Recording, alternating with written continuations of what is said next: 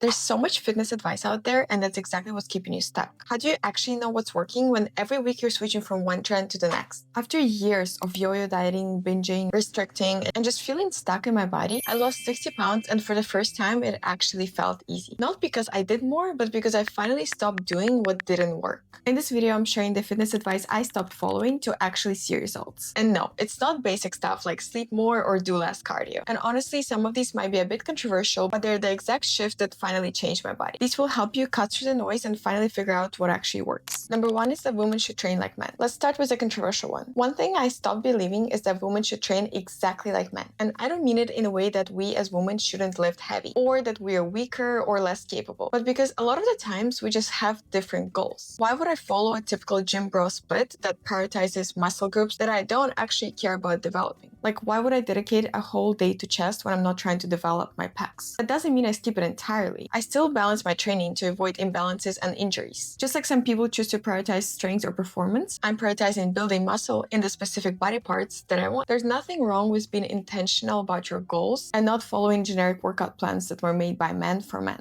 Intensity equals all or nothing. You've probably heard before that you need to give it your all each workout. And if you're not crawling out of the gym, you didn't work hard enough. And you better come back tomorrow and the day after that, because obviously rest days are not a thing, and go in harder than what you did the day before. That's the idea a lot of people have about the gym, and a lot of the times it's the people that go for a few weeks and never step their foot into the gym again. What I realized is not every workout needs to be a fight for your life. Yes, intensity is important, but so is understanding the mental and physical fatigue that comes with it. A lot of studies show that training to absolute failure and stopping a few reps shy of it gives you very similar results. In other words, pushing every set to failure is not only unnecessary, it might actually slow you down because of the fatigue. When I felt like I had to take each of my sets to failure or I'm a failure, I've had the worst gym anxiety. I would feel stressed thinking about my leg day tomorrow. And that's not healthy. A gym shouldn't be something that causes that kind of anxiety. There's a balance between pushing hard and completely overdoing it. And at the end of the day, consistency will get you further than pushing hard a few workouts and then burning yourself right after. What I do now is give myself grace on the days that I don't feel my best. Sure, I can control my controllables, like my food, my sleep, my hydration, but there's so much going on behind the scenes inside your body that you cannot control. So if I'm not hitting a PR that day, that's okay. I just do my best with my energy and the capacity I have at that moment. Once I took the pressure off to be at 100% intensity every single time, I actually got stronger and I stopped getting sick as often. Probably because I'm recovering better, enjoying my workouts more, and actually staying consistent. So don't feel guilty for not pulling on David Goggins every workout, because real progress comes from consistency, not pushing hard once. Tracking calories is disordered. I stayed away from tracking calories for a long time because I believed it was disordered and problematic. I thought that if I started tracking, I would become obsessive or neurotic about it. And honestly, I used to judge people who did. I assumed that all people that counted calories had a bad relationship with food, when in reality, it's just a tool. It doesn't come with mental weight unless you give it to it. Not everyone needs to track, but I truly think a lot of people can benefit from it, especially if you're a beginner to fitness and never paid attention to what you eat. Because of course, if you've never thought about food this way, how would you know if peanut butter is a good source of protein, what to eat after a workout, and what are some good sources of carbs, fats, and protein? Spending a period of time tracking helped me learn how to actually fuel myself based on my goals. It taught me how macros work, what my body needs, and how to build meals that actually keep me full. Tracking calories has not only helped reach my fitness goals so much faster, it actually improved my relationship with food, because it made me understand how food is fuel, that starving myself wouldn't get me anywhere, and that eating enough is actually the key to progress. So I would encourage you to change the way you view tracking instead of completely disregard it. That said, I wouldn't recommend tracking if you're in a place where it's triggering obsessive thoughts, food guilt, or anxiety around food. Abs are only made in the kitchen. How many times have you heard that abs are only made in the kitchen and that it's all about getting to low enough body fat? That held me back for a long time because I would just do random ab circuits on TikTok every few weeks and then go weeks without training abs at all, because I thought that once I get lean enough, they'll just show up. But think about it. If abs were only made in the kitchen, then by that logic, you wouldn't need to train any other muscle group either. Just get lean enough and boom, you magically look sculpted. I wish. Of course, you need to be lean enough for your abs to show, but you also need to have actual muscle underneath. Even when I was the skinniest I've ever been, I didn't have visible abs, and it's because I've never trained them before. Meanwhile, you can see people with visible abs even at higher body fat because they've built that core muscle. And yeah, genetics play a role too. Some people hold fat differently or naturally have more defined ab structure. But one thing that's true for everyone is that abs, just like any other muscle group, need progressive overload. Think cable crunches, leg raises, decline bench crunches. You want 3 to 4 sets of 10 to 12 reps, increasing weights or reps over time, not random TikTok cardiac circuits done until you feel the burn. I might sound harsh right now, but I'm really just talking to my younger self. We all need some harsh love, okay? So don't sleep on ab training because diet helps reveal those abs, but you still need to build them. Protein powder isn't real food. Another popular idea in the fitness space is that natural protein sources like chicken, beef, and fish are superior to protein powder because protein powder is processed or even ultra processed, while meat is completely natural. When you say it like that, it sounds like protein powder is way worse for you. But let's actually break it down. Whey protein comes from milk. It's filtered out during the cheese making process and then dried into a powder form. That's literally it. Just because it's ultra processed doesn't automatically mean that it's bad for you. For example, whole grain bread, Greek yogurt, oats are technically all ultra processed too. And if you look into a protein availability chart, whey protein actually ranks higher in bioavailability than chicken, beef, and even egg. That means your body can absorb and use it more efficiently than other protein sources. So I stopped being scared of using a protein powder to help me reach my protein goal. Of course, it's not all I eat, but I use it when it's convenient. Influencers' routines. As a beginner, I used to follow a lot of workouts I saw on Instagram. But the thing is, just because somebody looks a certain way doesn't mean that their workout is what got them there. And copying their routine doesn't mean that you're going to look like them either. A lot of these workouts are designed to sell you a program, as if there's some secret method that's going to magically sculpt your body. But in reality, it all comes down to consistency, progressive overload, and a few key lifts. It's a lot simpler than you think it is. And let's be real, a lot of influencers are using editing, posing, or even surgeries, but they're still marketing their workouts like that's what gave them the result. What actually worked for me is not following a random trendy workouts. It was sticking to a solid and simple program. So don't waste your energy finding the perfect influencer program, hoping that you look just like them. There's no secret formula, just smart training done consistently. Eat as less as possible for results. If I could go back in time and tell my younger self one thing, it would be to stop thinking that eating less is the key to a better body. I get it. We've all heard that to lose weight, you need to eat less and move more. But when you take that too literally, you end up doing more harm than good. One of two things usually happens when you try to eat as less as possible. Number one is you burn out after a few days, binge, and end up gaining back even more than you lost. Number two is you actually stick to it, but your body adapts. Your metabolism slows down and now you have to eat even less and move even more to maintain your progress. That's such a trap, like you literally become a hamster in a hamster wheel. A calorie deficit is absolutely required to lose weight, but it doesn't mean that the bigger the deficit, the better your results will be. This is even proven by research that compared people doing a severe versus a moderate deficit. The severe group lost weight faster at first, but the moderate group actually had better results long term. That's why now I focus on a moderate deficit, around 300 to 500 calories below maintenance. It keeps my hormones, mood, and recovery on point, and I actually enjoy the process. Eat intuitively to lose weight. I've tried this before and spoiler, it didn't work. There's so many benefits to eating intuitively, like getting more in tune with your hunger cues, healing your relationship with food, and overcoming unhealthy eating patterns. But here's the thing, intuitive eating wasn't designed to create a caloric deficit, and that's what fat loss requires. So if you go into it trying to lose weight, you're basically asking it to do opposite of what it was meant to do. When I was stuck in yo-yo dieting cycle of binging and restricting, intuitive eating helped me heal my relationship with food. But once I was in a better place and decided I wanted to change my body composition, I needed structure because trying to guess a calorie deficit is very stressful and it usually leads to overeating or undereating. I was trying to lose fat intuitively for a month and I was just looking the same because when you eat intuitively, it kind of makes sense. Your body just wants to keep you at maintenance. Another thing I noticed is that I was barely getting any protein. Protein is essential when you're trying to lose fat, build muscle, or both. Just in general, it's very important to get enough protein. Without tracking it though, or at least being intentional, it's so easy to fall short. There are phases when intuitive eating is exactly what you need if you're looking to just maintain or you're struggling with unhealthy eating patterns. But if your goal is to change your body composition, tracking calories and macros will get you there faster and with way less stress. Don't eat before bed. I come from a Slavic culture where the saying don't eat after 6 is basically a rule. And for a long time, I really believed it. Eating late at night would somehow make me gain weight faster or make me store fat differently. But the truth is, your body doesn't store food differently just because the clock hits 7 p.m. Fat gain doesn't come from what time you eat, it comes from eating more calories than you burn. It's all about the daily totals. And this stuff should be very personalized. Some people just feel like they sleep better with a light dinner. For me personally, I need carbs to sleep well. My go-to before bed is a big bowl of oats with some fruits and protein. And that's the way that I sleep best. Don't stress about the time, just focus on what keeps you feeling your best. Body recomposition. Body recomposition is this idea of eating at maintenance or slightly below to lose fat and gain muscle at the same time. It's really popular because you don't need to commit to a cut to lose fat or to a bulk to gain muscle. You can just kind of do it all. And it's exactly what kept me from reaching my fitness goals faster. While recomping may work, especially for beginners, it's slow.